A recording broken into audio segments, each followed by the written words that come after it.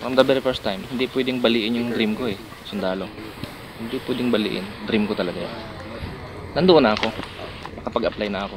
Recruit ako ng Philippine Marines. Reject ako, mayroon daw ako sakit sa puso. So na-frustrate ako, matagal kong pangarap. Parang wala na akong pag-asa sa buhay ko. Nag-apply ako ng dishwasher, waiter, hall attendant, utility, house clean. Nag-isip ako eh, I still want to pursue my career. Apply ako sa Manila. Apply ako ng police. Pumunta ako ng Manila. Unang-una wala akong kamag-anak.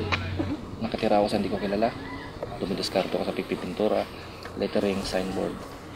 Nakasurvive ako doon. Kinakain ko Skyflex araw-araw. Milo, Skyflex, Milo, Skyflex, Milo. Nung nandito na ako sa servisyo, sabi ko, it's a blessing in disguise. Bakit? Ba't di ako napunta sa Marines? Lahat ng kasabay ko patay na eh. Kung alam mo yung Camp Abu Bakar. So sabi ng mga kasama kong survivor, swerte ka, hindi ka napasama sa amin. Malamang patay ka na rin ngayon. So nung nagpulis ako, nung nagsap ako, more than Philippine Marines. Bakit?